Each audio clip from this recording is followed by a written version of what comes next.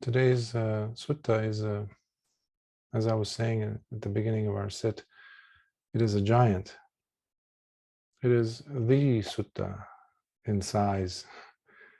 In fact, in East Asian, Southeast Asian literature, it is the lengthiest as a one piece of teaching, in a sense, even though it has many branchings of it. But as a one unit, it's the longest. And years ago, when I was recording it, it took me several weeks, and I think the current recording that I have, not of this translation, this one is still ongoing. We'll cover a portion of it today, but it came out to be 3.5 hours long, just this sutta. The sutta in question, obviously, is the Mahā Parinibbāna Sutta, as you know. It's from the Dīgha Nikāya, or the lengthy or the long discourses of Lord Buddha's, Dīgha Nikāya number 16. And I added a section, within parentheses, an A, meaning the first installment. So, Mahā Parinibbāna Sutta. Now, when we hear or see the word Mahā, the prefix Mahā, in the beginning of suttas, usually it connotes it's a distinguishing prefix, distinguishing between itself and a chula, a short. In this case, there is no shorter. There isn't a chula Parinibbāna Sutta. There's only one, Mahā Parinibbāna Sutta. So in that sense, we can see it as a great discourse of the Lord Buddha's final release. Different translators have used different renditions in English, but usually when they look at the word Parinibbāna, they see it as, and this is not just something that's attributed to the Western or English-speaking scholars. Even in Asia, whenever they looked at the word Parinibbāna, they've seen it as the extinction, the final ending of, in this case, Lord Buddha's the awakening, the final liberation, the final knot that came loose, type of a thing. I've always wondered about that. So in my translations, in translation here, you'll see I'm using final release, and the great discourse on Lord Buddha's final release, because several places we see Lord Buddha discussing how him being the teacher has realized Parinibbuto or Parinibbāna, and as a result of him having experienced it and being a teacher, was now teaching it to others. What? Parinibbuto or Parinibbāna. So how can one be alive and teach Parinibbāna when what we understand as Parinibbāna is the ending of a person's, like in this case, an arahant's life? So we need to take it with a grain of salt when we look at the word extinction in English to stand for Parinibbāna. So, so that's one thing about the title. The Mahā Parinibbāna Sutta is a collection of many discourses put together. I'd like you to have that in mind. There are so many cast of characters, if you will. There are so many groups and individuals who will come and meet with Lord Buddha for different reasons, with different intentions. And we'll see through and through how Lord Buddha's responses are all geared towards having the person maintain and strengthen and develop Sila, Samadhi, Panya. We see here throughout the sutta how there's this sense of expediency, there's a sense of making the most of his time, the limited time that we see that Lord Buddha understands, knows for sure that he still has. And now is the time for him to kind of go ahead and address those teachings. And as we go through from the very beginning of the sutta, we will see discourses or suttas that are also seen, in other words, repeated in other Nikāyas. For example, in the beginning sections, we will see how the chief minister of King Ajatasattu comes over and asks for advice how to conquer their enemies, the Vajjians. And we see that whatever teaching that we see here also repeated in the Anguttara Nikāya, in the Book of the Sevens, for example, and other books from the Anguttara Nikāya, like Book of the Fours and the Book of the Fives. We have suttas from there also being repeated here. So in other words, Lord Buddha was kind of concretizing, validating the teachings that he had spoken, addressed different people in different settings. He was bringing them up again. And he is going to be addressing laity and bhikkhus throughout the Mahāparinibbāna Sutta. Usually people only look at the Mahāparinibbāna Sutta as just the ending of Lord Buddha's life, that time period. And usually that involves in their mind the moment of his death, before he died, and how he encouraged Ananda, for example, to go ahead and make sure that they strive with aditthana. Yes, that will come, but the beginning portions of the Mahāparinibbāna Sutta are also so rich with instructions given for the sustaining of the Sāsana. He knew, Lord Buddha knew, that this is it. He was simply forced to, or because of anicca, he knew very well that the Sāsana will not last after him. In other words, he was no longer going to be the personal, physical refuge for students to come to. Up until that moment, he was the physical refuge. When I take refuge in the Buddha, the Dhamma, and Sangha. When you're saying that, in those days, the Lord Buddha was truly the refuge of the student who would come to the teacher. They didn't have emails, so they would go to the teacher and ask to be seen by Lord Buddha and present a question. Bhante, this is what's happening. So for that, he needed to make sure that the Sangha was there intact, or at least had some guidelines with which it could sustain itself, protect itself from being corrupted, decayed, and crumbled.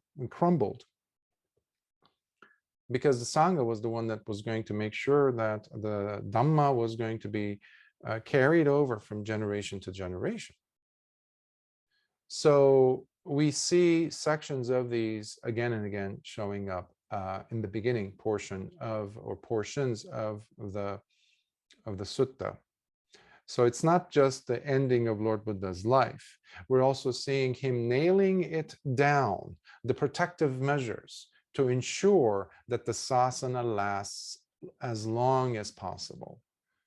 In the suttas, we come across several places where Lord Buddha is being asked, how long is the life of the Sāsana? And in one place it says 500 years. Well, look at us right now. It's almost 2,600 years. So that's pretty good. So there have been students, practitioners who have been keeping the Dhamma alive, and specifically Arya Savakas, noble disciples, both lay and monastic. So we owe a tremendous debt to them. And because the Dhamma here we see again, Lord Buddha is going to try to point out this very simple phrase or reality of the Dhamma, characteristic of the Dhamma, and that is dittheva dhamme, meaning in this very life. That's what makes the Dhamma akaliko, timeless, because it is about this life now in this body. He doesn't talk about, well, once you die, afterwards, these things, you need to look forward for these things. He's not. The Dhamma is about life. It's about your life, no one else's. So that's what Lord Buddha is going to try to do again and again and again. And he's so patient in doing so. So without, I don't want to go into too long of an introduction, because it deserves, if any sutta deserves that, it's this one. But it's seeing that it's a long sutta, I want to jump in as soon as possible. So let's begin. This is Dīgha Nikāya number 16, Mahā Parinibbāna Sutta, Great Discourse on Lord Buddha's final release. This is part 1 in Magadha. Magadha is the kingdom where the king Ajatasattu was the king, the Maharaja, and he had come to the throne by killing his own father, King Bimbisara, who happened to be also a Sotapanna. He was one of the greatest supporters of the Sāsana in the earliest stages. Even before Lord Buddha became Lord Buddha, he had seen him walking, and he was so captivated by the demeanor of this young man. And he was barely 35. And he had promised him even to give him half of his kingdom if he had just renounced the ascetic life, because he knew there was something special about this yogi. And Lord Buddha says, no, thank you, because I happen to be a crown prince. I gave that up. And for a reason. And he says, in that case, please, when you do reach your goal, come back to Rajga and teach the Dhamma here. Teach me the Dhamma. I ask you that request. And Siddhartha Gautama says, so be it. And he does. After he became Lord Buddha, he went to Rajga and taught the Dhamma to King Bimbisara. But over time, where we have the introduction of Venerable Devadatta, who comes into the picture, Lord Buddha's own cousin and brother-in-law, in fact. And he, because of his kileshas and desires to take control of the Sangha, and his abilities in some of the jhanas, mediocre jhanas, he had attained some psychic abilities and is able to convince and seduce the mind of Prince Ajatasattu, and he kills his own father with the intention that he could become, he could be replaced, replacing Lord Buddha. So that doesn't work out well. And King Ajatasattu sees through that after the fact. However, his father is already dead. So he becomes one of the big supporters of Lord Buddha and the Sangha. However, despite Lord Buddha's instructions to him, he was unable to attain even the first stage. And that is one of the biggest perils, dangers, inevitable dangers that one faces when they kill either their mother or father. And he had killed his father. So there was no way that he could see Jnana Dassana. There was no way that he could attain the first stage. And there's a sutta that Lord Buddha just, you can almost see him shake his head after the sutta, after the discourse he gave him. And he's, as the prince goes away, walks away, and Lord Buddha shakes his head, is like, stupid people. If this man, if this foolish man had not done such a horrible, horrible thing, he would have easily attained. So, but this is after that, and Now, King Ajatasattu has respect towards Lord Buddha, so he is seeking advice, because as we see in the Anguttara Nikāya, book of the Sevens, I think it's it's Sutta number 22, if I'm not mistaken, or 21, where he has the desire to conquer and vanquish the Vajjis, or sometimes they're called the Lichavis, and they were very well known in India at the time, and they were big supporters of Lord Buddha's and the Sangha, and they were in the principality of Vesali. To this day, it exists. Today we call it Vaishali, and it's a beautiful place. It still has that energy. And so basically, King Ajatasattu wanted to overcome, destroy them, in fact. So he's sending one of his advisors to Lord Buddha to find out what tricks he could use to overcome his enemies. So let's begin. I have personally heard this. At one time, the Blessed One was living high up on the Vulture's Peak in the city of Rajagha. It was during that time that King Ajatasattu of Magadha, the son of Vaidehi, was keen on going into battle against the Vajjis, while reflecting to himself, despite the fact that the Vajjis are powerful, I will, nevertheless, destroy them by bringing death and destruction upon them. Then King Ajatasattu of Magadha, the son of Vaidehi, addressed his chief minister, the Brahmin Vassakara, and said, by the way, the kingdom of Magadha was the most powerful in India that we know at that time. And if he, being the king of that kingdom, the most powerful kingdom, to seek advice from Lord Buddha means that his opponents, or the Vajjis in this case, must have also been quite a powerful enemy to reckon with. So something to bear in mind. So this is what he says to Vassakara, his chief minister. Brahmin, go and approach the Blessed One, and in my name pay respect to him with your head at his feet. Then ask whether the Blessed One is in good health and has a pleasant abiding, while you express to the Blessed One, Bhante, King Ajatasattu of Magadha, son of Vaidehi, pays homage to the Blessed One with his head at your feet, and he asks whether the Blessed One is in good health, without any physical ailments, and if he is living comfortably, having a pleasant abiding. Furthermore, inform the Blessed One by saying, Blessed Lord, King Ajatasattu of Magadha, the son of Vaidehi, is planning to attack the land of the Vajjis, as he declares, I will attack and destroy the powerful Vajjis as I throw them into oblivion.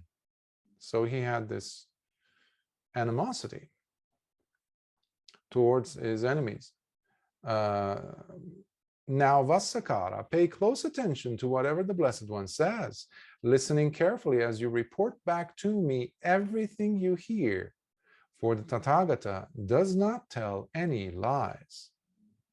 Yes, great king, said Vassakara. So he knows that Lord Buddha is a holy one. And he knows that the Vajjis are big supporters of the Sangha. Okay, so by him sending his chief minister to find out what are the kinks, what are the weak points in the armor of the Vajjis, he also knows that Lord Buddha is not going to come out and say, okay, this is what you do.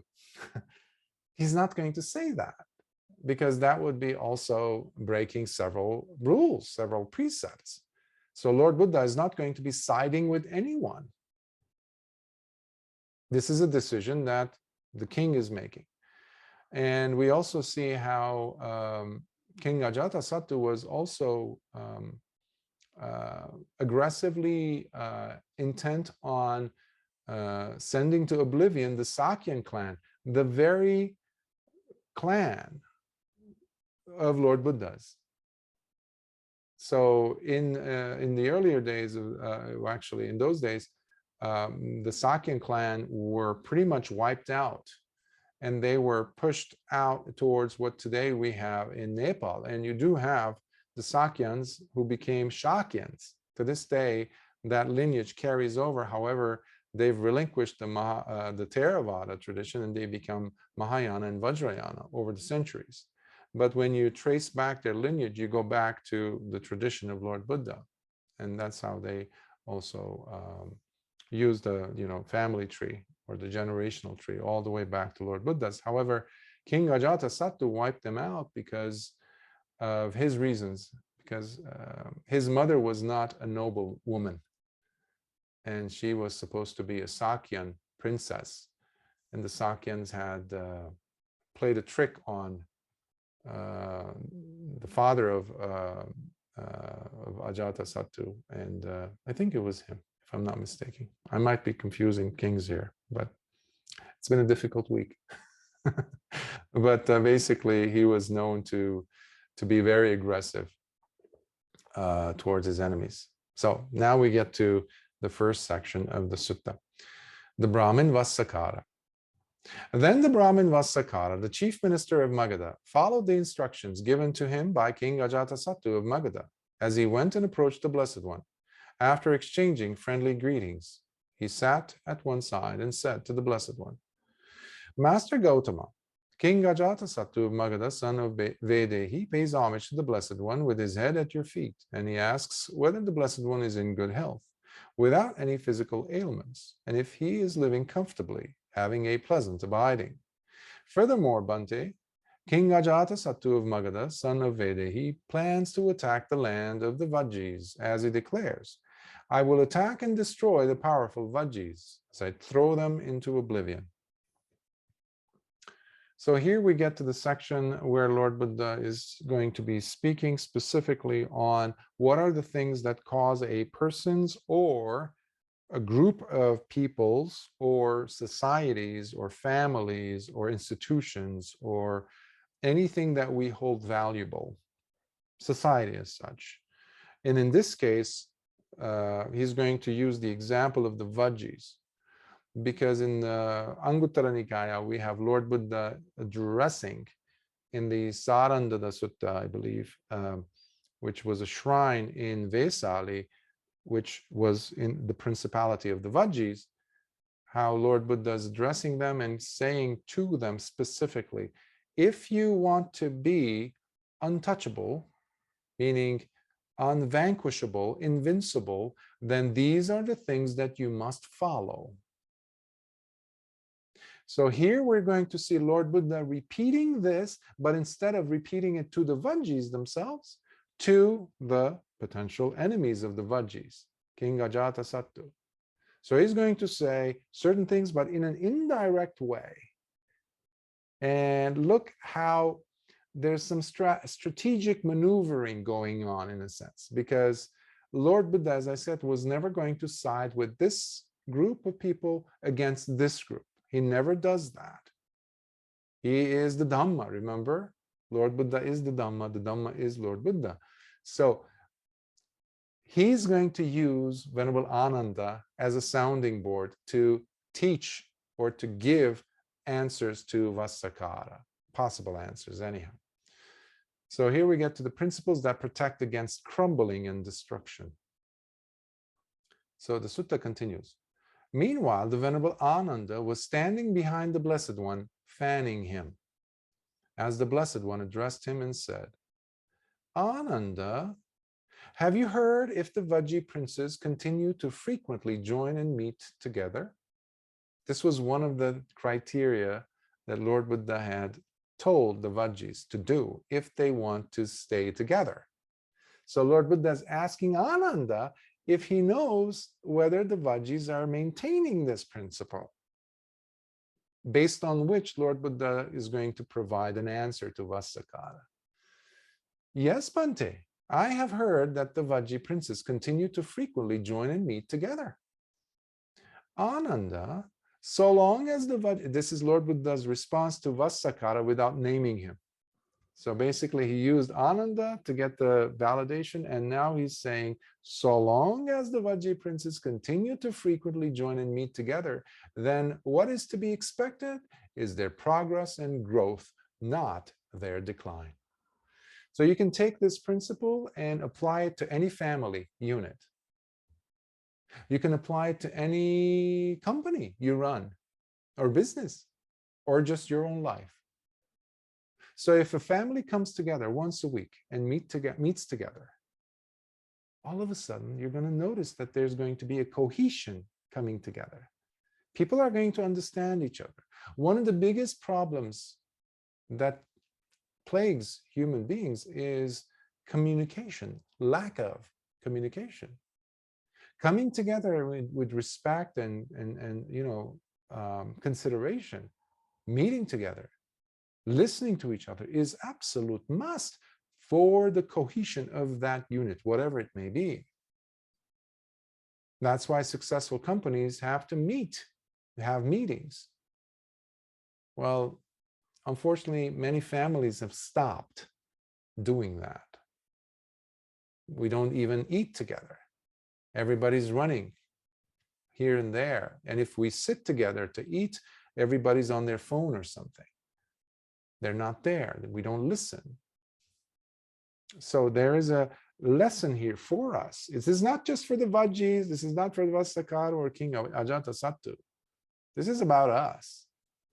We're not just reading a novel that, it doesn't relate to us. No, no, no. The sutta is all about us. And then he goes to the second principle. Ananda, have you heard if the Vajji princes come together conducting their affairs in harmony and leave together in harmony? Yes, Bhante. I have heard the Vajji princes continue to come together conducting their affairs in harmony and leave together in harmony. Ananda, so long as the Vajji princes come together conducting their affairs in harmony and leave together in harmony, then what is to be expected is their progress and growth, not their decline. So he's going to be using the same formula. So I'll just read the first section to save some time. So every single principle, Lord Buddha is going to first ask Ananda, have you heard the Vajjis doing this? Ananda, have you heard if the Vajji princes neither appoint new rules nor break those rules that are already in place, as the ancient laws of the Vajjis are being observed? So are they keeping the old rules that were given to them by their ancestors? Okay. And if that's a yes, then are they instituting new rules left and right? Because there's an important message here. Yes, Bhante, I have heard the Vajji princes neither appoint new rules nor break those rules that are already in place, as the ancient laws of the Vajjis are being observed. Today, we are living in a society across the planet where we have been instituted and being instituted in the present tense, and the way things are going, new rules in droves, in multiples. There's a proliferation of new rules being imposed upon us as a public, as citizens of the planet. And usually what that comes in the form of is there's a threat, and all of a sudden there's this avalanche of new rules that come in, and as a society we just go ahead and say yes to all these rules. What that does, it breaks society's morale, it breaks us into pieces. Integrity is gone, intelligence is gone, kindness is gone, our humanity is out the door. Because sooner or later, whatever was valuable that our ancestors have brought to us at this point in history, to the 21st century, will no longer be able to be maintained. The beautiful things are going to be lost. Again, this is not about the Vajjis only. This is about us. So new rules, Lord Buddha is saying, this is a bhikkhu. Lord Buddha, being a bhikkhu, he had instituted by, by force, not him forcing it, but he was forced to. That's what I mean by force. He was forced to institute 227 rules for bhikkhus because of the lack of decency and idiocy and ignorance and you name it. by individuals who are extremely irresponsible. So Lord Buddha had to place those rules, put them in place so that there won't be any further suffering and people will not fall out of their faith in the triple gem, meaning the lay people. That's why a monk ultimately has these rules to bear, to protect the Sāsana, to protect specifically the laity's faith, the Sangha, because the laity are the supporters of the Sangha, which means supporters of the Dhamma. And we need to also be mindful of the fact that before his death, we will see at the end of the Mahāparinibbāna Sutta, when we get to it in weeks' time, where he is being asked about the rules. And he says, he almost wants to completely wipe the slate clean. He almost, just leave the basic, parajikas, things that are so obviously wrong. No debate there. He says, when the Sangha comes together, let them just get rid of the minor rules. He doesn't have time for it. That's not what the whole Sāsana is about. It's simply to minimize suffering. Unfortunately, he didn't have the strength or the time to sit down and dictate to give to Ananda as to what he meant by the minor rules. So in the first council, Lord Buddha's words were not, in essence, kept. And the Sangha just kept on saying, well, we don't know which rules to get rid of, so why don't we keep them both, minor and major, together? So that's what has, sustained itself in a sense. But new rules don't necessarily mean good life or less suffering. Nowadays, new and more rules means more suffering. So, and he says, as long as they don't do that, so there's not going to be any decline for the Vajjis. Instead, they will progress and grow. Ananda, have you heard if the Vajji princes honor, revere, and hold in high regard their elder Vajjis by listening to their counsel and following their guidance? Yes, Bhante, I have heard the Vajji princes honor, revere, and hold in high regard their elder Vajjis by listening to their counsel and following their guidance. Do we see this today in society? Do we see our elders being respected? Not just for traditions, but do we go and seek their counsel?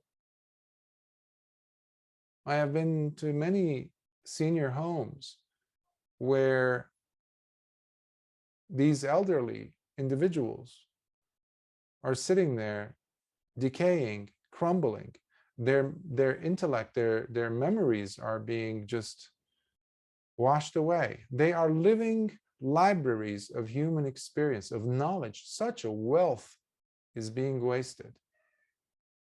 While the youth keep looking at this, the phone, at whatever is tossed at them, the new version, the new, and the old is looked down upon. Lord Buddha is saying, so long as the Vajjis are honoring, revering the old, the ones who came before them, they have been carrying the torch of everything: civilization, knowledge, understanding, skills of how to survive on this planet. But today, with these things called technological advancements, they're not technological advancements. They're destruction of our humanity. And when you look at them, how they're being used, science is wonderful, technology is wonderful, if we have Sila as the foundation. But we don't have that. If some group of scientists are able to put their heads together in a lab and come up with something, some concoction, some AI, some robotic device that does something, that's enough for us to go up in arms and be so happy and celebratory over that, without asking the moral significance, without looking at whether this is going to impact us in any possible, even remotely negative way. We just open arms, accept whatever comes out of these laboratories. unquestioningly. And that is wrong. That is absolutely 100% wrong. We need to be applying critical thinking, which is also missing from our universities. So we have to go and respect. We have to look at the elders, those who came before us, with respect, listening to them, ask them and many people say, oh, Alzheimer's, they have Alzheimer's. Well, what do you think? If the person's memories are not being appreciated, their experiences are not being listened to, what good is it for then? It just dies away. If you don't use a certain muscle, guess what? It atrophies. Similarly with the memories, with the experiences that we have. People need to go and ask. People need to be interested in listening to those who came before us. And then Lord Buddha says, obviously, so long as they're doing this, revering and honoring, they will not decline. Ananda, have you heard if the Vajji princes neither abduct women and girls, nor oppress or take advantage of them, or force them to live with them? Yes, Bhante, I have heard the Vajji princes neither abduct women and girls, nor oppress or take advantage of them, or force them to live with them. So long as they're not looking at women as some possessions that they could just take and just, so long as they basically are living with sila, Lord Buddha says, they will not be declining. What is to be expected is their progress and growth. Ananda, have you heard if the Vajji princes pay homage to, respect, and honor their Vajji shrines? So there's the shrines that they had, like the one I mentioned earlier, Sarandada, that Lord Buddha went and taught a few times. Both those that are within the city walls and those that lie beyond, as they continue in providing support for them by making offerings as before and without breaking that tradition. So one is maintaining connection with one's own past. Okay? So imagine a tree that wants to prosper and grow and give fruits. Somehow it reaches to its trunk and lifts itself up and cuts itself from its roots, expecting to grow. That is what humanity has been doing for the last 20, 30, 60 years. How is that even possible? And that's why we have so much crime, so much inequity, so much injustices, so many wars. Except for the war that needs to be going on with the kileshas in oneself, within oneself. Our attention is always directed outwards. So again, we need to go, and these places mean something where people go and gather. I don't care if it's a mosque, if it's a church, if it's a temple, if it's just a quiet place where people just gather in a forest somewhere where it's tranquil. That's a beautiful place for us to be and just to gather our thoughts once in a while, because it gives you opportunity for seclusion, even while being in the crowd. That's why it's so beautiful to be in a retreat setting if it's being done properly. Ananda, have you heard if the Vajji princes provide the appropriate protection for the Arahants by supporting them with necessary shelter and care, so that those Arahants who have not yet gone to their domain, their meaning to the Vajji's principality, the kingdom or the principality, would start going there. So they would feel like, oh, the Vajjis are supporting the Arahants, so why don't we go there for our requisites? So do you know, Lord Buddha is asking Ananda if the Vajjis are still providing such conveniences for the Arahants. And those who have already gone there would find living there pleasant and comfortable. So are the Arahants finding a home and a shelter, a dwelling, food, medical supplies when needed in the kingdom, the domain of the Vajjis? Yes, Bhante, I have heard the Vajji princes provide the appropriate protection for the Arahants by supporting them with necessary shelter and care, so that those arahants who have not yet gone to their domain would start going there, and those who have already gone there would find living there pleasant and comfortable. As a bhikkhu, I cannot stress enough. Some of you have known me to some extent very well as far as my requisites and my needs, because many of you have been supporting me very consistently, and that is truly appreciated. As a bhikkhu, I can truly attest to the importance of this, of getting sufficient protection and just a dwelling.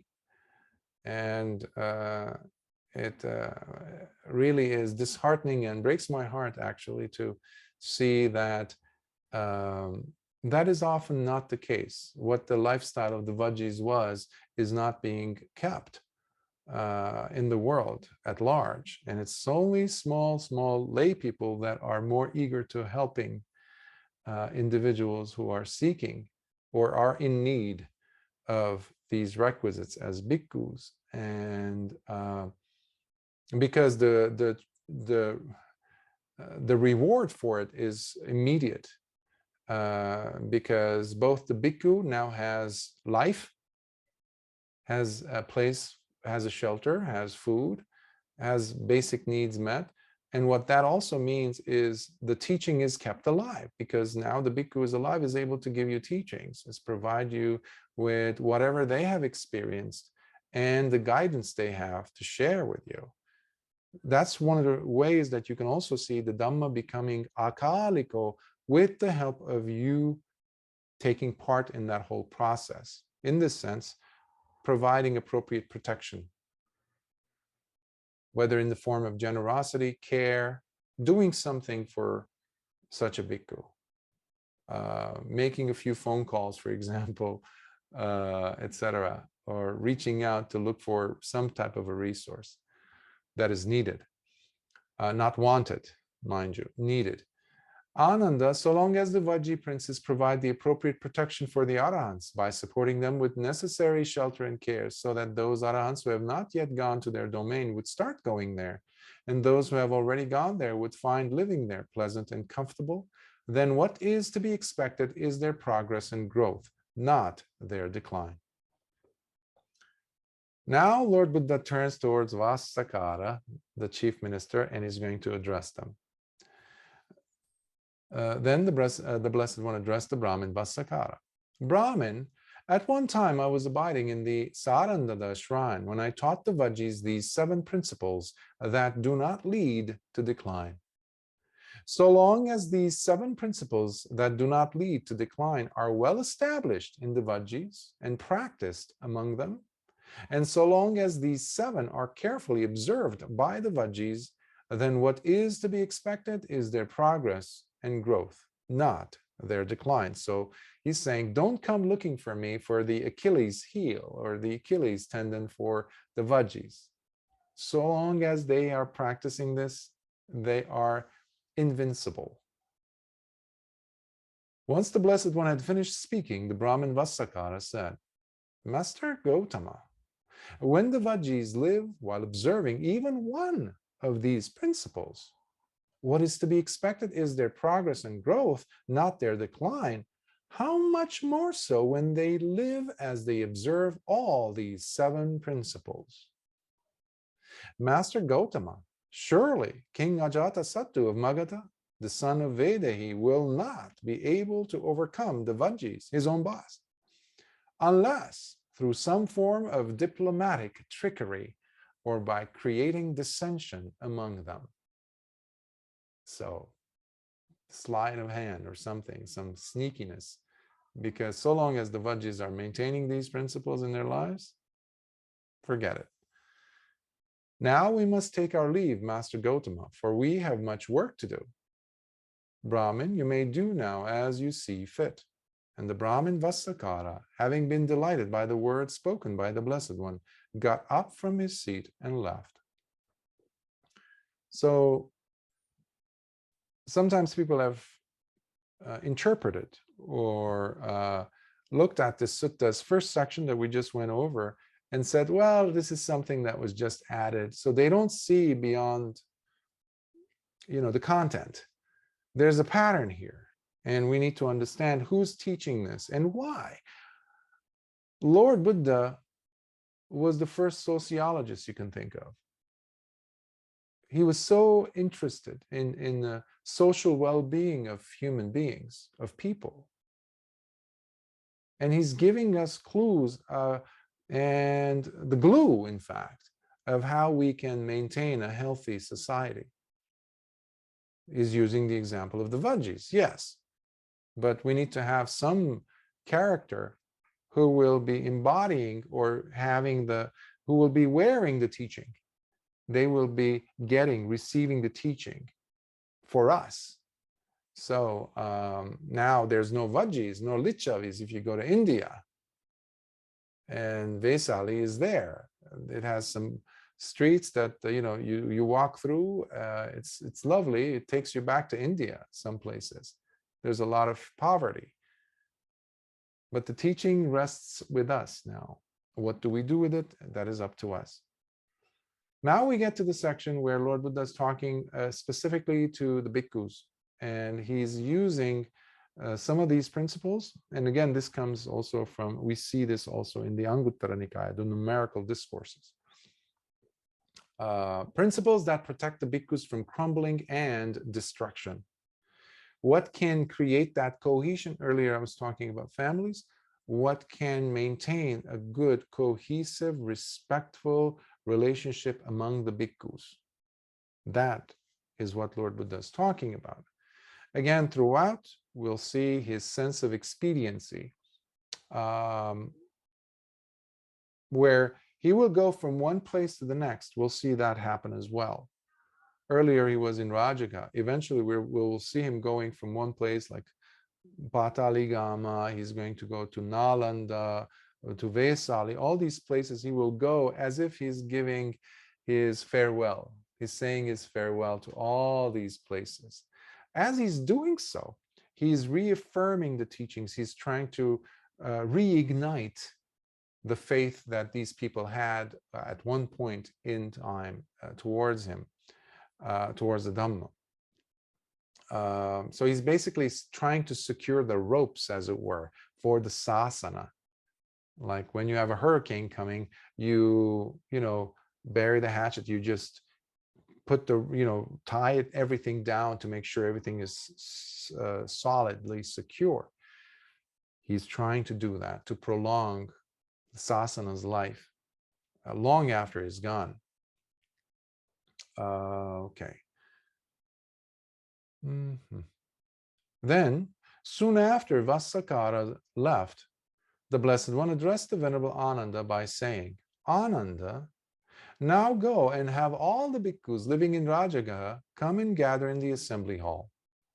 Very well, Lord, replied Venerable Ananda as he quickly went and did as he was directed by the Blessed One. Once the bhikkhus had gathered, then Venerable Ananda approached the Blessed One by informing him, Bhante, the Sangha of bhikkhus is now assembled. Now may the Blessed One do as he sees fit. Thereupon, the Blessed One arose from his seat and went to the assembly hall, and by taking his appointed seat there, he addressed the bhikkhus thus. Bhikkhus, I will teach you 7 principles to be followed to prevent crumbling. I chose the word crumbling instead of regressing or decay, which some translators use, because crumbling is much more ominous. It's much more threatening. It's much more immediate, the way I see it. It crumbles. When you're holding something that is so brittle and you're so careful, like, even if it's like a cookie that's too brittle, too dry, and you're trying to eat it, if you're too excited, what happens? It just crumbles. That's another reason why we have in English language, when the cookie crumbles. So, but that's what's happening. Even at the time of Lord Buddha, he knew this. So he's saying this, listen carefully. Listen and attend carefully, I shall now speak. Yes, Bhante, the bhikkhus replied. The Blessed One continued.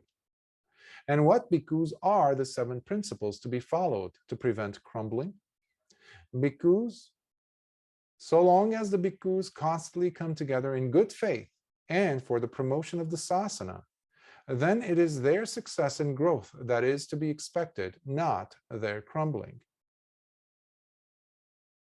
It's not keeping up pretenses, basically, which we have become masters at today in the world. Not just as bhikkhus, but as lay people as well. We go into gatherings, we go into conferences, we just keep up lovely, pretenses. Every year, there's different types of organizations, different types, Buddhist, and some of them all have the monastic title, attached to them, like World Fellowship of Buddhists and others, and they're showing up all over the place. It's a wonderful setting where we can go and in good faith to promote the Sāsana. However, how much of it is really being done in that fashion?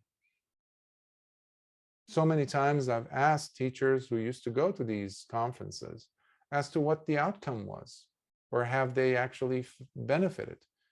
People have, they exchange. I've participated as a layman in a few of these, and I've seen people exchange business cards, details. And okay, that's nice, that is useful.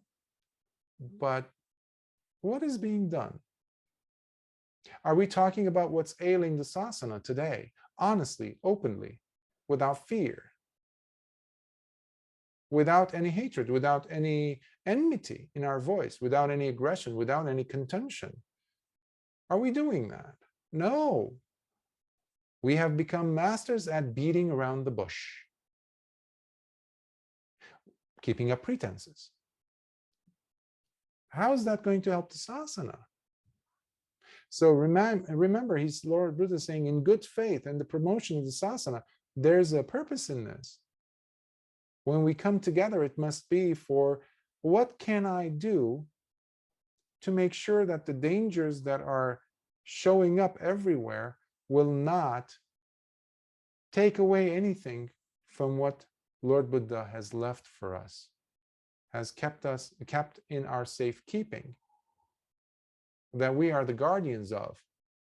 Otherwise, why are the monastics, why are the bhikkhus so important, really, if not to preserve, protect the Dhamma? That is the only reason why we exist, other than, obviously, number one is practice, attaining the goal of the holy life, and the close second is making sure that we do our best to maintain the Dhamma, period. It's not to have temples. It's not to have a huge following where we become the chief. That's not the purpose. Bhikkhus, so long as the bhikkhus assemble in harmony, dismiss in harmony, and attend to their affairs in harmony, then it is their success and growth that is to be expected, not their crumbling. Harmony is extremely important. That means no matter how many vasas a person has, they will look at each other with kindly eyes, with metta. Even if they disagree, and we are human beings, everyone comes from a different perspective, perhaps, different background, but we should not be looking at each other with prejudices, and there's a lot of that. There's a lot of that in the Sangha, unfortunately. Bhikkhus, so long as the bhikkhus do not appoint new rules that have not been put in place. Sounds familiar? Lord Buddha was saying this to the Vajjis, about the Vajjis. So long as the bhikkhus do not appoint new rules that have not been put in place, while also abiding by the already appointed rules, then it is their success and growth that is to be expected, not their crumbling. In my travels and meeting with several different individuals in different monasteries and temples, I've seen traditions or cultural norms and mores come into play where they become more important than the actual rules that we have to follow. And remember, the biggest rule is, I think, to my understanding, is decency.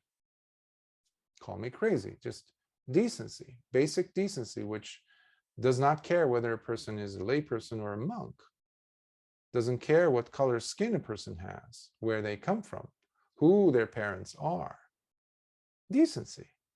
So many times I've seen the introduction or the assumption that traditional values, tradition that is cultural, not having anything to do with the rules established by Lord Buddha. None of those. These are additional, other things that come in and impinge upon, obscure what needs to be followed in order for us to have that harmonious lifestyle setting within a monastic life, within a monastic community. Bhikkhus, so long as the bhikkhus honor, venerate, hold in high regard, and pay respects to those true bhikkhus of long standing, the genuine guides and true protectors of the Sangha, while they listen and heed their advice, then it is their success and growth that is to be expected, not their crumbling.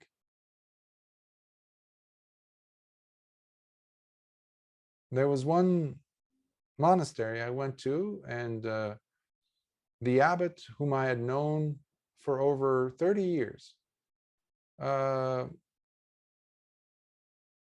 wonderful human being, kind, so kind, and he was also the oldest Sangha member in the Americas. This was happening in North America. But because he was developing signs of slight signs of dementia, I noticed that some of the younger bhikkhus were coming in from Southeast Asia, Sri Lanka specifically. They were being disrespectful towards him. And this hurt me. The same thing as we saw with the Vajjians. Lord Buddha's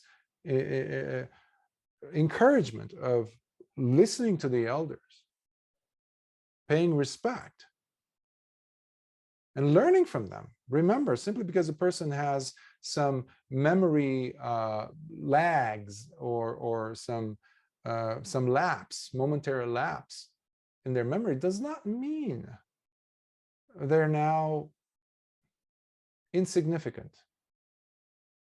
They don't matter anymore. Because the position is what's being looked at. Because the younger bhikkhus who are there thinking or eyeing becoming the next abbot. There's this ugliness that we bear.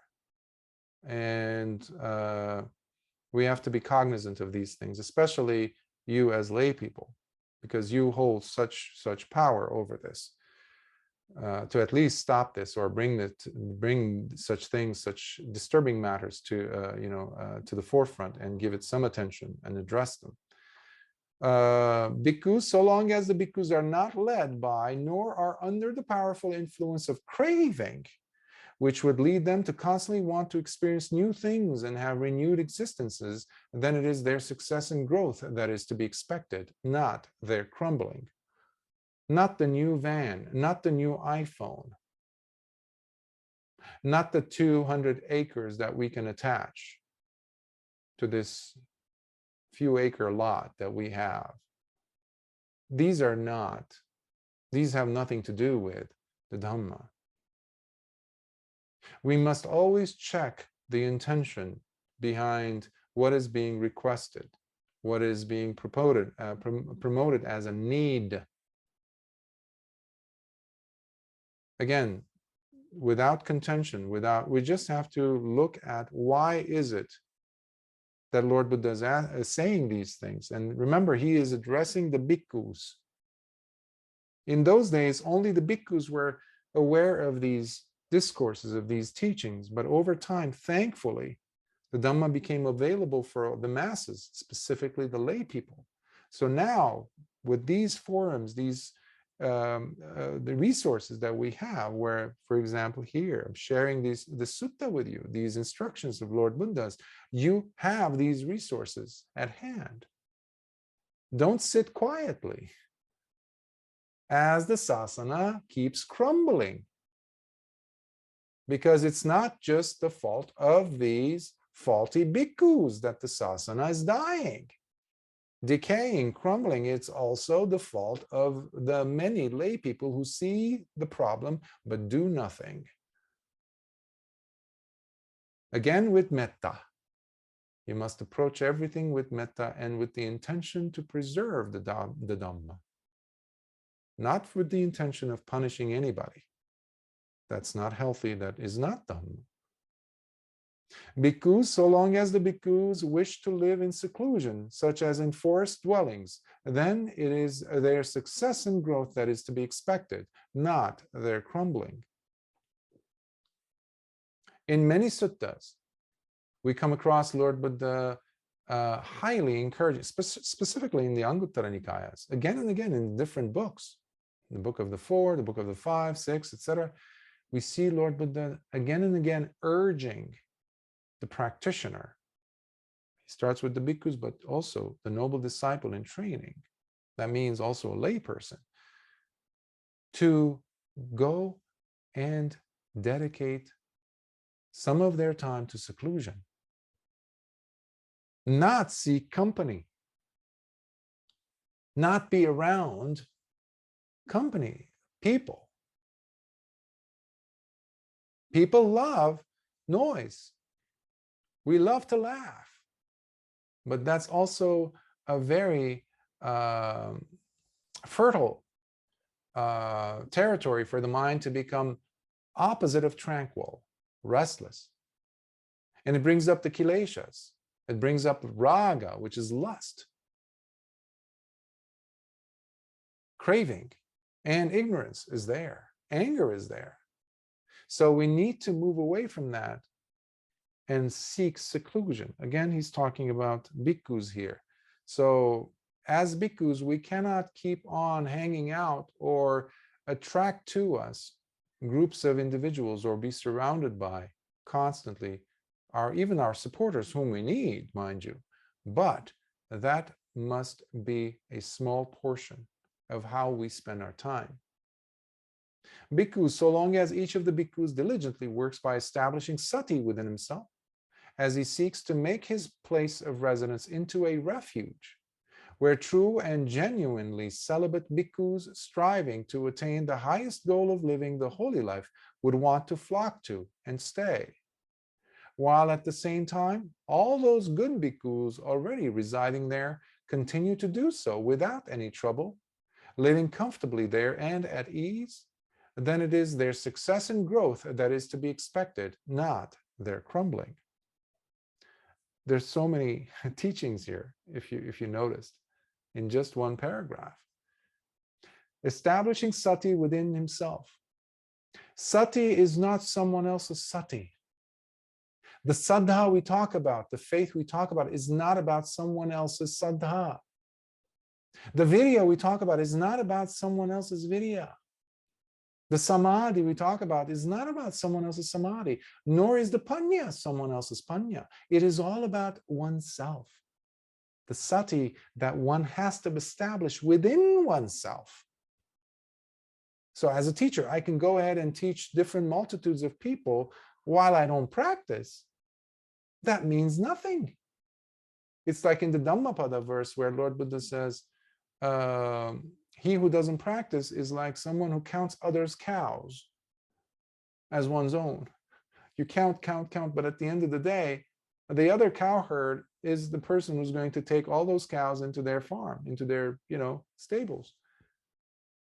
You're going to walk away empty.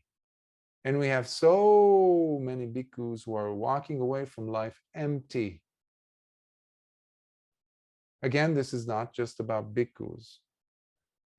The wise among us will look at these teachings and say, what can I gain from this? Lord Buddha is saying, establishing sati within himself. Then he says, making his place of residence into a refuge for other bhikkhus. And look at the words, genuinely celibate bhikkhus. So many times Lord Buddha points this out. The term in Pali is brahmacharya. Somebody who lives the holy life. And what that means, someone who has gone forth. And what that also means is someone who is 100% celibate. That also means in thought, which is the greatest kind of action. Here it's where it begins, the mind. So when he says genuinely celibate, means they don't even think about sex in their thoughts, in their mind, let alone speak about it, let alone obviously do it. So he's making his place of residence, even if it's a single kuti, barely enough for 2 monks. He makes that place into a refuge for such a bhikkhu to be attracted to come and stay at such a place. Unfortunately, we're living at a time period where this is, I would consider this to become obsolete, because each monastery, unfortunately, majority part of the world has become, well, let me just say this. A few years ago, when I reached out to this one monastery in Italy, and Buddhist Theravada monastery, and I reached out to this abbot as a bhikkhu, to a bhikkhu. We both have upasampada, higher ordination. I asked the Venerable One, I said, Bhante, Ajahn, would you be okay if I were to come and stay for the Vassa there? And I was having a difficulty finding a place at the time. And he said, well, there are difficulties and there's a long list of interested people to come in. Anyhow, the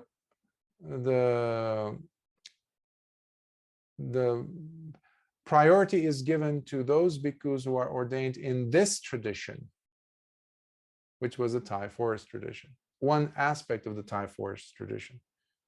This goes against Lord Buddha's teachings,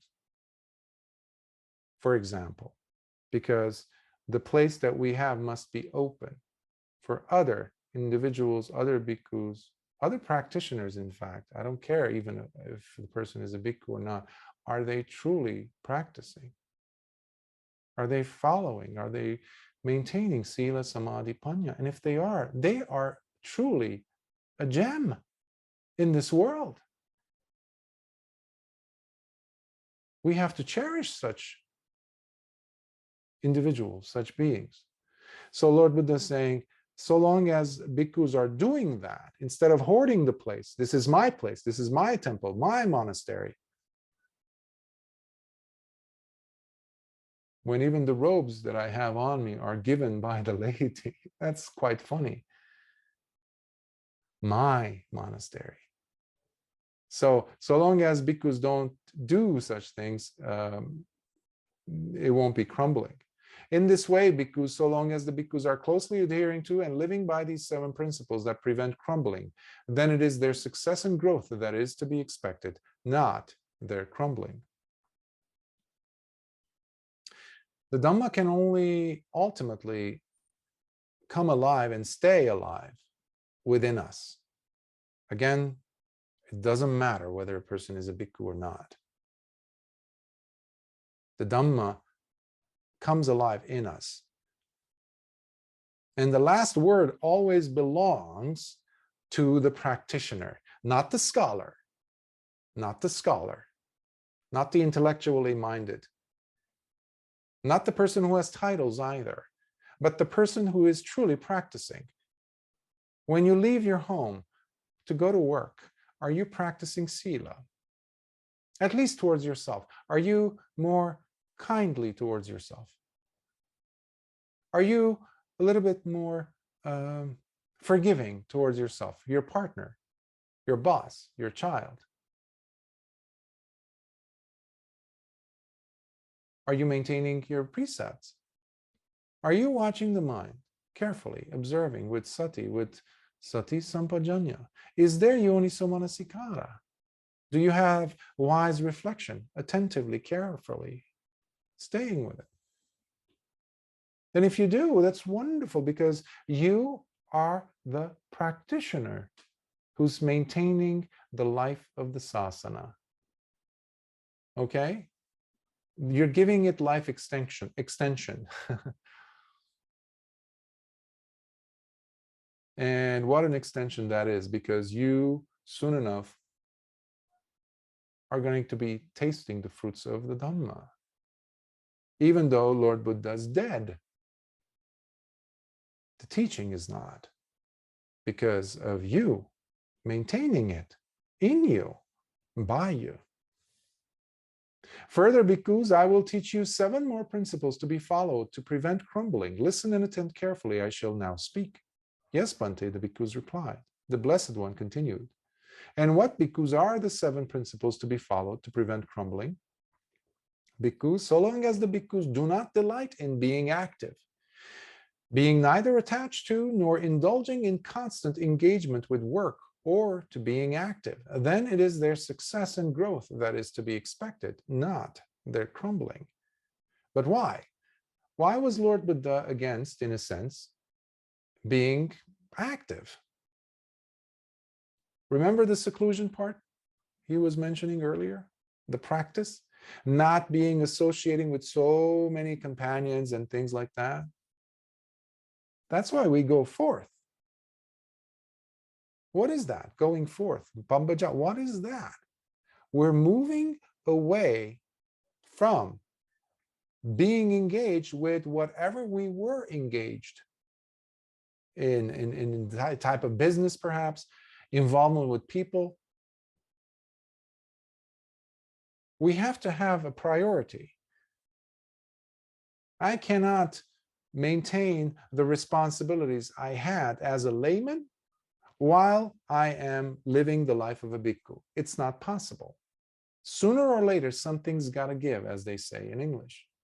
Sooner or later. So we have to constantly check and recheck our activities. So in my recent travels in Asia, I came across some individuals in robes, and I brought this question up to them. You're constantly busy, but what are you busy with? Are you practicing? Because I never see you practice. It was a heart-to-heart conversation. It needed to be said. Somebody had to say it. So I did. And I cared enough for the person to say it. Because those people around this person had seen this person for over decades, perhaps, but said nothing. You're active, you're extremely busy. You're involved in so many things and you work so hard. Anyone could see that. But how is this getting you closer to the goal of the holy life? Is it? So this is what is Lord Buddha's point, the way I understand it. Bhikkhus, so long as the bhikkhus do not delight in being talkative, being neither attached to nor indulging in constant conversations or being chatty, then it is their success and growth that is to be expected, not their crumbling. That's pretty self-explanatory, which is why we need to have on retreats as little of chattiness as possible. But the human being is the human being. We love to talk. And when we see another human being, suddenly we love to talk. Even when we're by ourselves in the middle of a forest, we're still talking, at least in our heads. Bhikkhus, so long as the bhikkhus do not delight in sleep, being neither attached to nor indulging in sleep, then it is their success and growth that is to be expected, not their crumbling. Again, a retreat setting is the closest setting where we consciously, as lay people, walk into a bridge, if you will, that connects a lay life with a monastic life. Ideal, I have to stress, ideal monastic life, because there are many, many, many bhikkhus who don't live that lifestyle. So not delighting in sleep means you need to be okay. In fact, you need to be inviting of less sleep. You won't die if you miss some sleep. For a whole week, up until yesterday, I found myself in a beautiful place in Spain. It used to be a monastic setting centuries ago, and for centuries as well. But now it's turned into a place where lay people gather, and they come away, from their busy lives and see that place as the place for partying and fiestas. Well, I didn't know this, and the people who had done so much work to get me there from overseas didn't know this. Nevertheless, I was getting about 1.5 hours of sleep or less the whole night put together. So this beautiful place was shaking. It was a dance club suddenly. Now, how is that not going to be an opportunity for part of my brain to go ahead and say, hey, you need sleep. Come on, you have the reason to sleep most of the day. At least sleep during the day when there's no one partying or talking outside your window. Okay, you give your body whatever it needs. But ultimately, we must look at the importance of wakefulness. If you're going to sleep and the body truly needs it, go ahead and you know that it needs it. You're definitely suffering from a lack of sleep. Go ahead and lie in the lion's position. Okay, put your head on the pillow, but keep your sati right next to your face. Keep your sati right next to you, because the mind is going to go through its fluctuations. All these things are going to happen. Don't miss any of it as best as you can until naturally, again, if your body needs it, you're going to fall asleep to recover, because sleep is important. But how much of it? That's what Lord Buddha is saying, delighting in sleep. You have monks today who go ahead and eat and go and lounge into like a siesta. Or people who do retreats, lay people. After they eat, they go ahead and lie down for a few hours. We don't do sleeping retreats, So, bhikkhus, because you're not going to become an arahant, as far as I know, based on whatever I've been reading and exploring and practicing and meeting with students, all the accounts and interviews, I've never come across anybody who attained Nibbana, whether in this text or in real life, while they were asleep. So the chances are of you waking up during a wakeful time are far greater than sleeping. So ease up on the dozing off part. Bhikkhus, so long as the bhikkhus do not delight in company, being neither attached to nor indulging in having companions around them, then it is their success and growth that is to be expected, not their crumbling. Again, company, talking, right? Both of them are leakage. They create leakage because we just have this tank of gas. Think of a car, and you need to be on a journey with this car, with the car's help. And this is the only one you have. This is the only tank of gas, which is a metaphor for life force, energy that you have in this body, so long as you maintain it with food and rest, etc. But paying too much attention to companionship, too much attention to talking, sleep, etc., indulgences, they are like drilling holes into your gas tank. And if you have a solar panel car, removing some of those panels, okay? Let's make it a little bit more contemporary. So you have less of those resources, energy resources. Well, we can't afford that. If your goal is to realize the Dhamma in this very life. Remember, in this very life, earlier I was saying, Ditthena. Bhikkhus, so long as the bhikkhus' hearts are empty of evil intentions, where neither their behaviors nor actions are guided or overcome by evil intentions, then it is their success and growth that is to be expected, not their crumbling. Evil intentions, they don't disappear when we put on the robes, So people are people. So we need to constantly be engaged in the removal of evil intentions, whether we're lay people or monastics. That's why we're practicing sila every single moment as best as you can. And that's why we practice samadhi, the practice of meditation, cultivating the mind consistently. Like I was saying in the beginning, if you're supposed to sit for at least 1 hour and for some reason you're unable to on that specific day, and you're only able to sit 16, 22, 20 some minutes, it's still okay. You're maintaining it. Don't stop. Don't punish yourself suddenly by saying, well, I've failed. I'm what is Bhante? What is my teacher going to do? So I failed. I'm a disappointment to myself and everyone. This is not for me. I'll stop. That is not the way to go. So that's another evil intention that one actually has towards oneself. Of course, evil intentions don't have they have a nasty tendency of coming out, spewing out, and proliferating into other people's lives.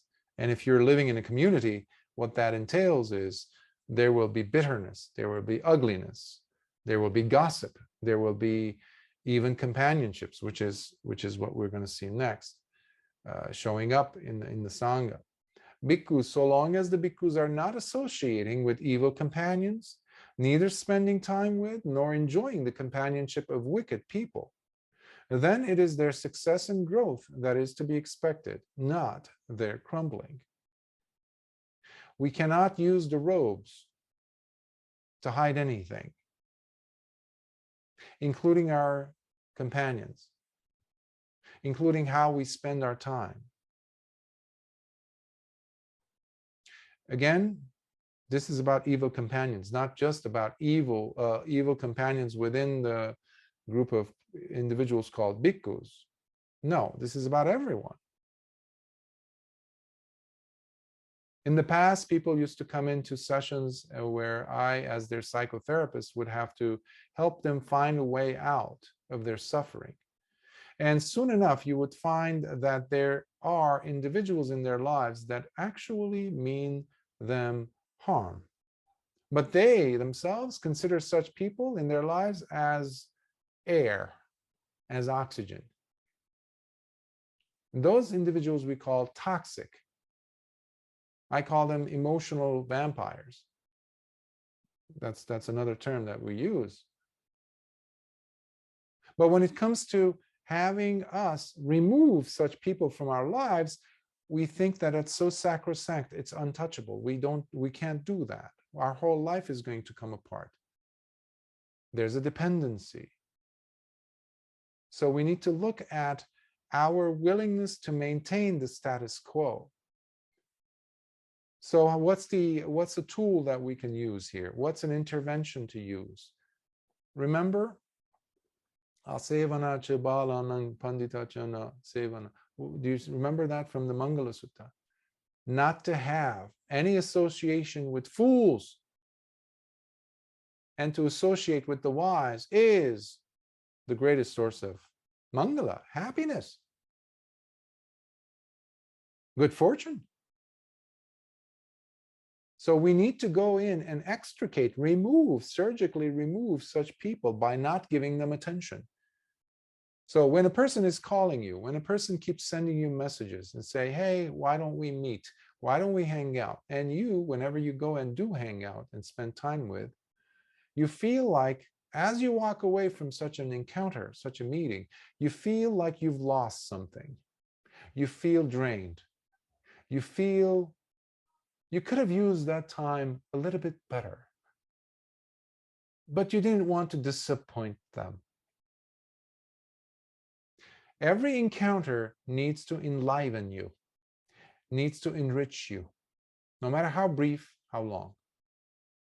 Every encounter you have, every relationship you have, that florist, that person on the street that you pass by and you smile to them and they smile at you and they say, have a wonderful day, and you don't necessarily have a relationship with continuous, but that just enriched your day. That's not a toxic person. And it was just so brief of an encounter. So we need to exercise responsibility of our own lives by putting in our midst circle of friends, circle of people that you hang out with or associate with, or allow them access to your life to be not evil, to be adding something wonderful, something of the Dhamma, something of the beauty into your life.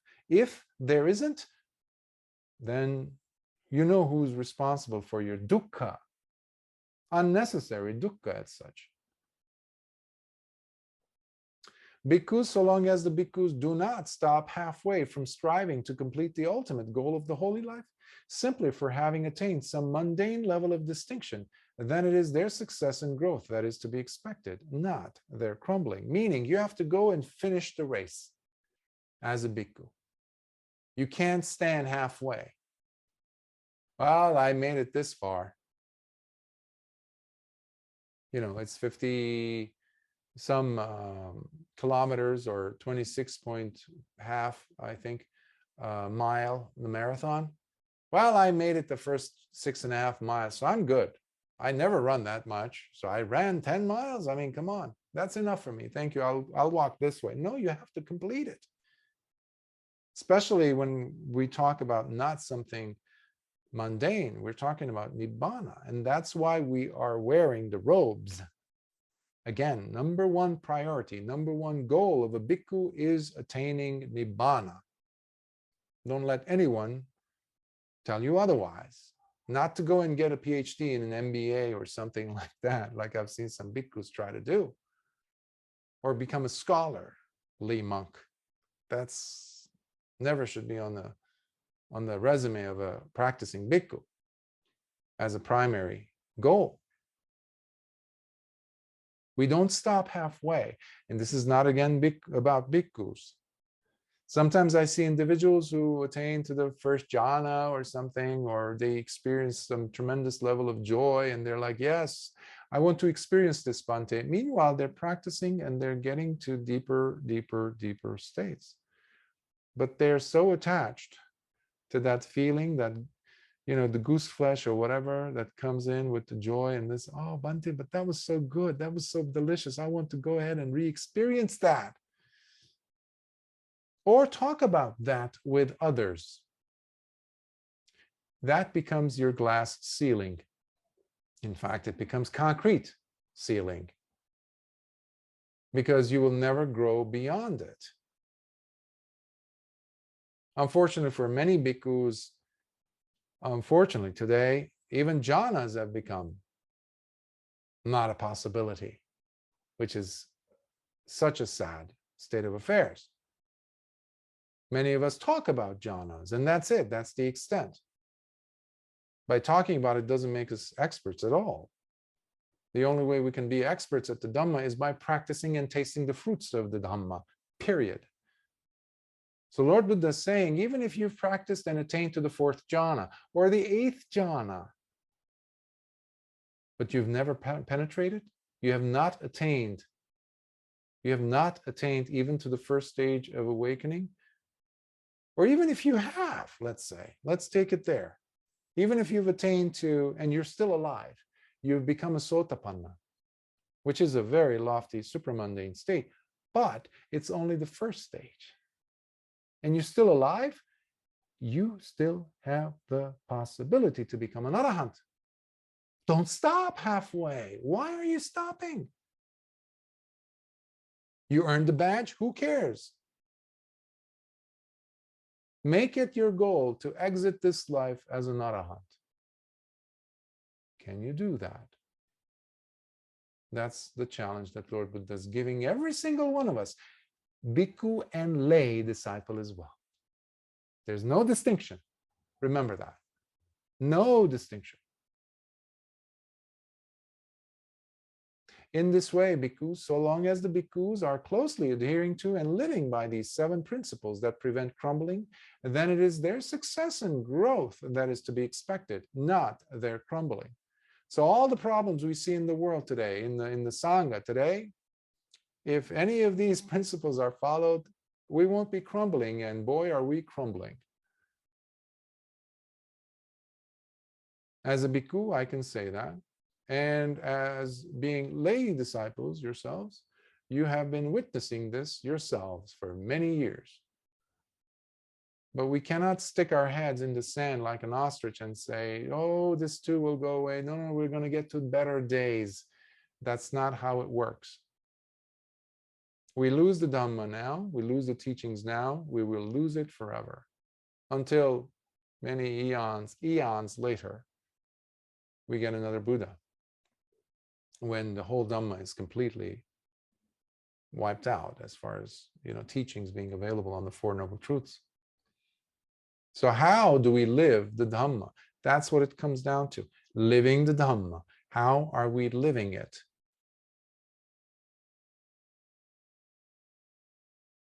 The Dhamma is lived within oneself. The person has to say, the Dhamma must be lived in me, in my behavior. You, the person, looking in the mirror. So, otherwise it's just so-called turning the practice into some type of a cultural dead motion, where others are doing it and we just think that that's how it is done. The Dhamma has turned, this Buddhist path has turned into just a cultural mumbo jumbo. And it's not necessarily simply those cultural mumbo jumbos that we have from centuries coming to us from Asia. No, you have new mumbo jumbos formulating in university auditoriums, in Buddhist classes in the West, in so-called secular Buddhist circles.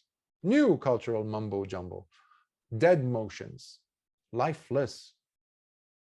Simply because it's something new, like earlier I was saying about technology, doesn't make it right, doesn't make it beneficial, doesn't make it Dhamma.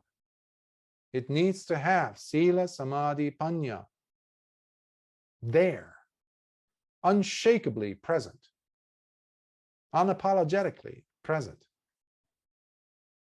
So it's a very personal path, Lord Buddha is saying, because this is not easy. This is not easy what Lord Buddha is saying, especially now. Even at his time, we see later how Venerable Mahā Kassapa, when he finds out, some weeks from now, when we get to a later portion of the sutta, how even in commentaries in the actually Vinaya Pitaka, we see how Venerable Mahā Kassapa sees a bhikkhu who says, "Oh, the old man is dead. We should celebrate about Lord Buddha's death," because Venerable Mahā Kassapa finds out about it almost a week after, and they had not reached Kushinara, where Lord Buddha had died. And he sees this, the crumbling of the Sāsana, the crumbling of the Sangha. And that was one of the instigating factors where Venerable Mahā Kassapa decided that there needs to be a first council. And within 3 months after that, there is the first council.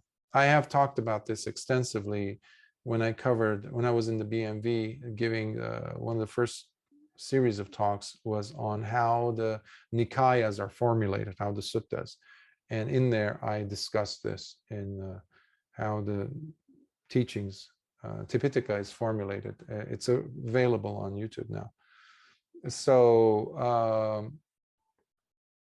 and I think I can go a little bit further, I think. But yeah, just a few more, and then I'll pause for questions. And the Blessed One continues. Bhikkhus, I will teach you 7 more principles to be followed to prevent crumbling. What a teacher, what a Mahā Karuna in his heart.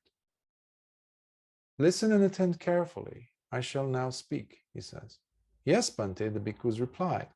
The Blessed One continued. And what, bhikkhus, are the 7 principles to be followed to prevent crumbling? Bhikkhus, so long as the bhikkhus live while possessing faith in their hearts, then it is their success and growth that is to be expected, not their crumbling.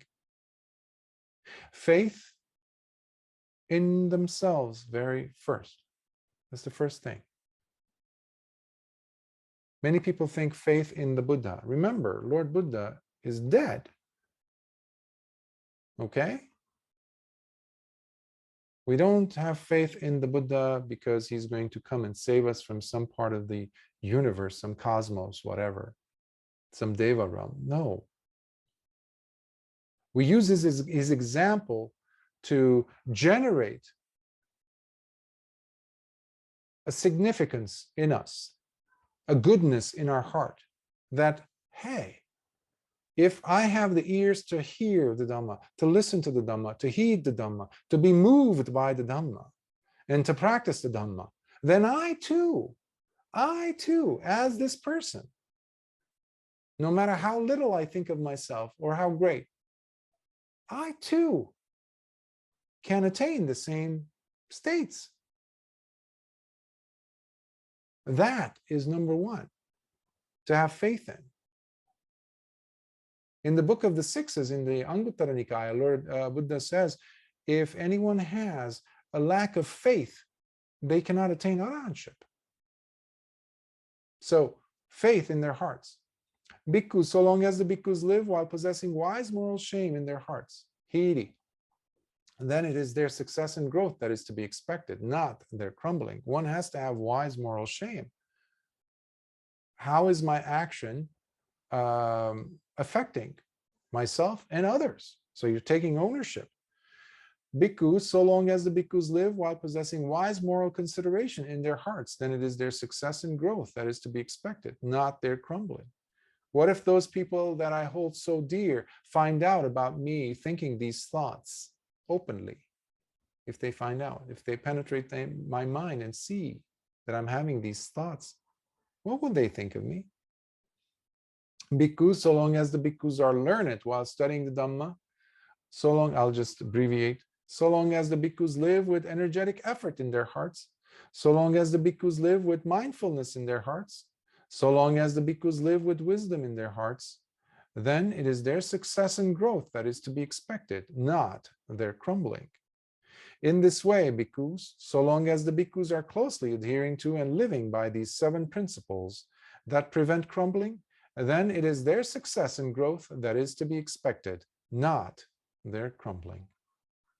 I'll stop here with 3 sadhus, sadhu, sadhu, sadhu, in order for us to, because I know that many of you are in the part of the world where, well, it's pretty late. So I want to leave room for any questions you might, or some of you might have, given what we heard be covered. So, and also to save my voice and energy.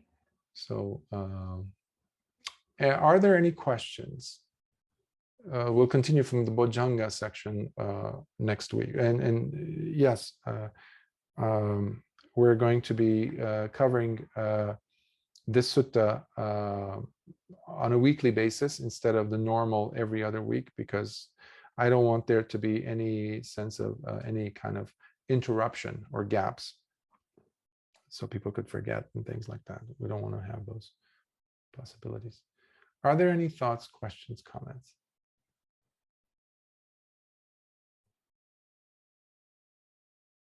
Bhante? Yes.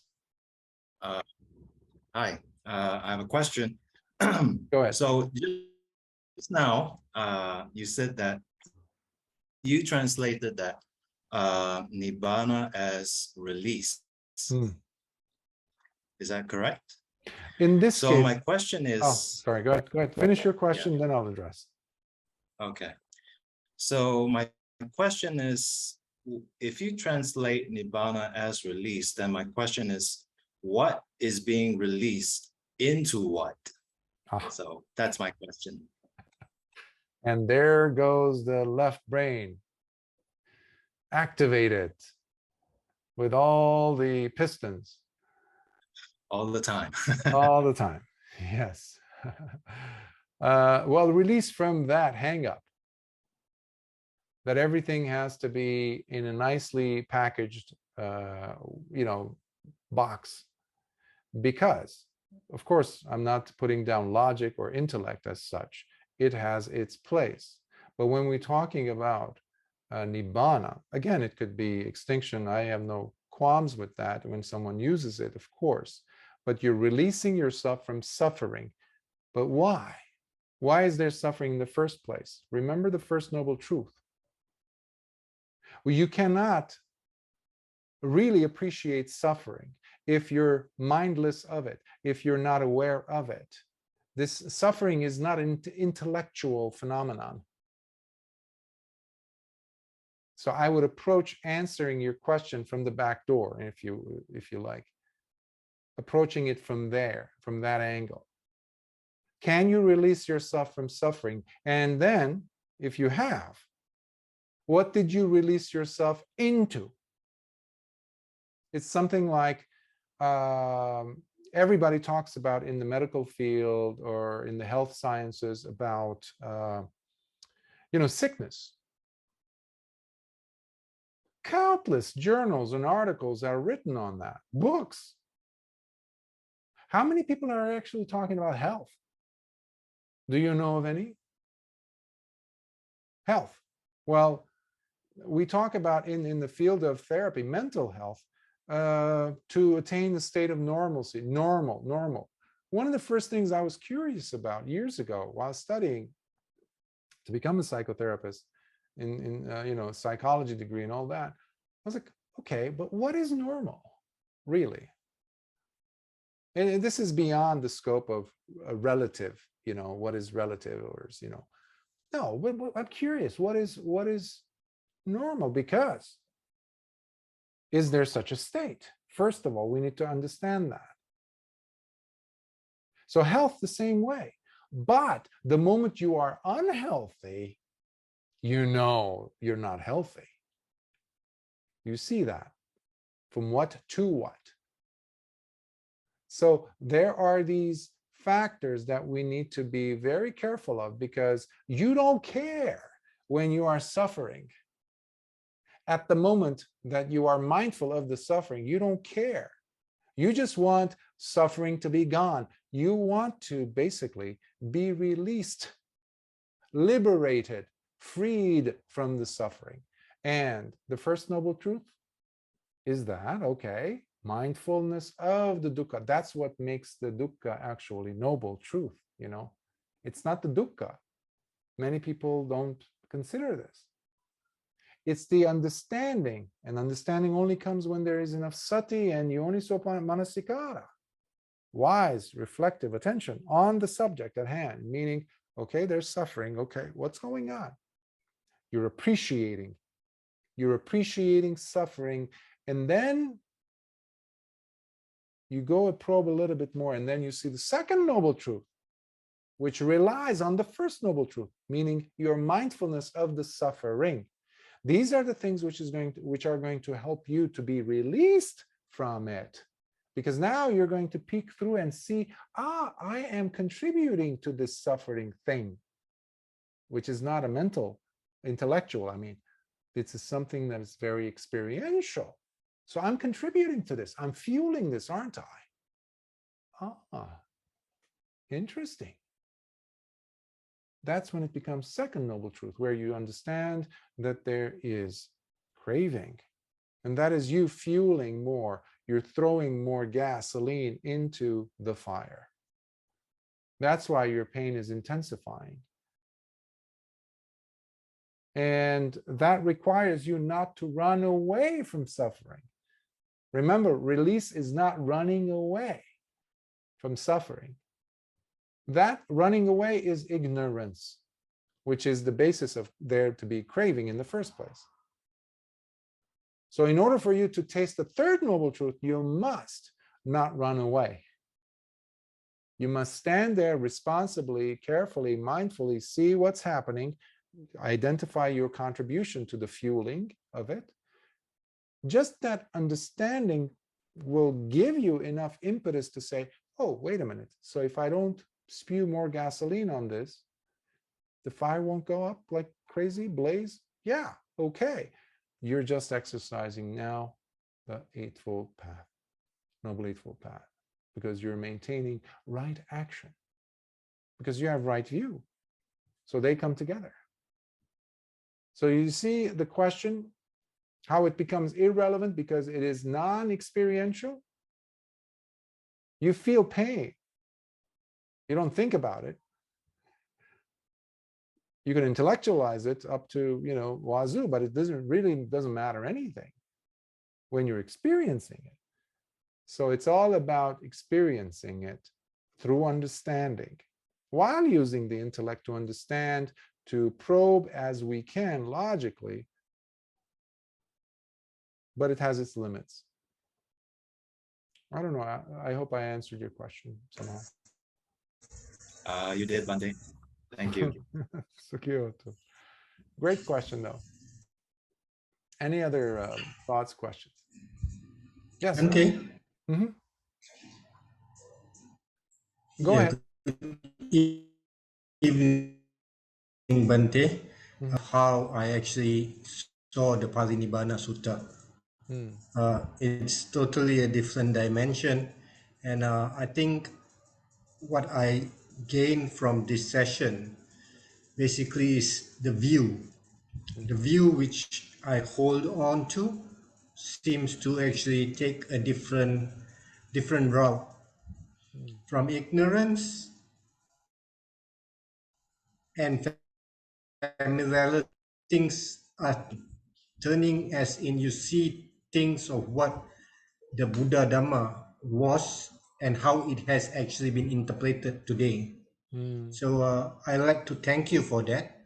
And I don't have a question, but I would like if Bhante could actually give me the Pali references for the last paragraph which you mentioned. You started with faith, and then I think it's Hiri and Otapa, and after that there was Panya and also Virya. But what are the seven conditions which you mentioned, if you don't mind? Oh yes. Thank you. So this is directly, obviously, we're covering the Mahāparinibbāna Sutta. You'll see them there, but they are not just specifically and only exclusively there. They're also found in other suttas. I believe in the book of the sevens or the of the Anguttara Nikāya. But here I'll list you again: the faith, Hiri. Was Saddha basically, and then Hiri, Ottappa. Then we have the learned, the studying of the Dhamma genuinely to understand the Dhamma. Next we get to Virya. Next we get to Sati, mindfulness, and then we get to Panya. So next week we will be going through the Bojjhangas, which are the 7 factors of awakening. Now, sometimes you will come across formulas or formulaic expositions of Lord Buddha, just like this one. And the mind will like to put that into a nice little box or whatever is, like you were saying, familiar. Let's say, oh, wait a minute, this is not the Pancha Indriya, for example. This is not the 5 spiritual faculties. It sounds like it is because it starts with Saddha. And then it goes to Sati, and it has Virya, and it has Samadhi, and it has Panya. But wait a minute, it also has Hiri and Ottappa. And it also has the learned quality of a big... So you see, I would love for you to keep a very organic openness to whenever the Dhamma is being shared with you, because I know in my case, whenever I am translating the suttas, I sometimes come across the first paragraph you read this and that. Oh, so Lord Buddha is going to be talking about the Bojjhangas. It's like, boop, all of a sudden there's a surprise. Because all of a sudden, I discovered this when I was doing the book of the fives in the Anguttara Nikāya. When all of a sudden, Lord Buddha in one place is talking about, let's say, the Pancha Indriya, but then he talks about Hiri and Ottappa in detail. Like earlier, I was mentioning briefly about the lack of faith in the book of the sixes. Well, that comes, he says it in the book of the sixes in one sutta. He says, anyone who has these 6 bhikkhus cannot attain arahantship. And what are the 6? Anyone who has tinhamidha, sloth and torpor, and anyone who has restlessness and worry, as well as lack of faith and negligence. That's one version of the 6s. Another version of the 6s, in the same book of the suttas, lists Lord Buddha's mention of conceit, inferiority conceit, superiority conceit, and then self-overrating, and servility, and what's the sixth one? Self-overrating, which is overestimating yourself and things. So he uses different formulas. So don't be attached to the formulas. Look at the juiciness, the creaminess of what is being really said. That's my encouragement here. I hope that helped. Yes, it does. Thank you. Good. Smile, Ravi. Good. There it is. Any other thoughts, questions? Please, I'm not able to see all of you, so if you're raising your digital hand, I won't be able to see unless you speak, like Joe did.